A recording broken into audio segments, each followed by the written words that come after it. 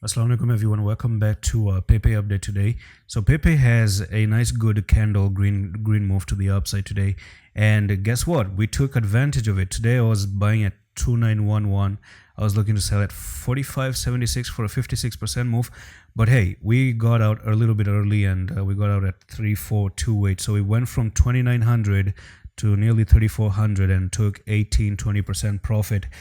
That was amazing. I said it can move higher, but we really need to secure the win for now because the market has been pretty trashy, and we got 18-20%. Whatever we got, just get the hell out. We need a profit, because if we don't close, we're not profitable, right? When you close a trade, that's when we're actually profitable. And when you close a trade, that's when you lose as well. Okay, so if you're not selling, you're not losing. So don't sell if you don't want to lose.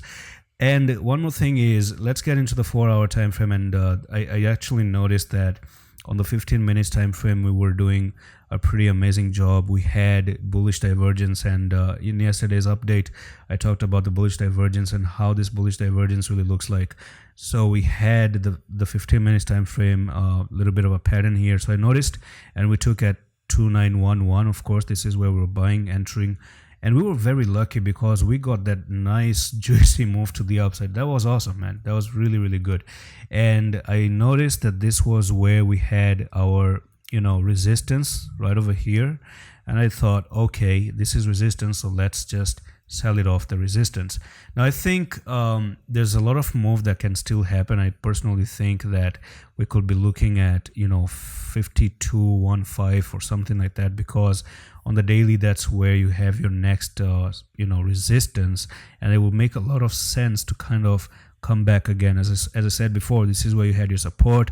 You had another support right here, and you broke to the downside. So coming up here and turning that into resistance can actually make a lot of sense. And of course, you are really, really oversold to the downside. I still think it is cheap. Maybe if I get another opportunity, hey, guess what?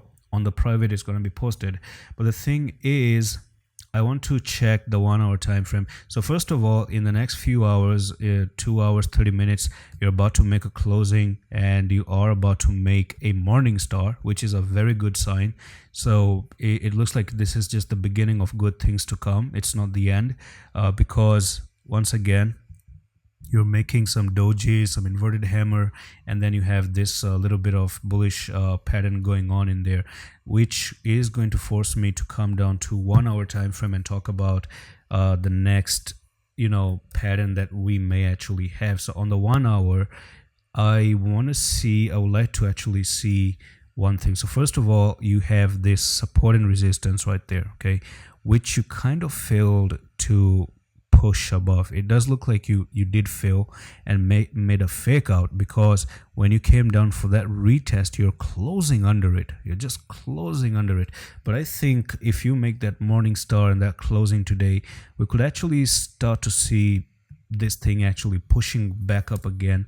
So the lowest you can go, and then next buying place, if it does actually go down to, that's going to be 29 and 90, because that's where you have this another little bit of pattern going on. So if you come down here and bounce off there, I think this can actually be a very good entry. I don't see it coming down all the way to 26.82.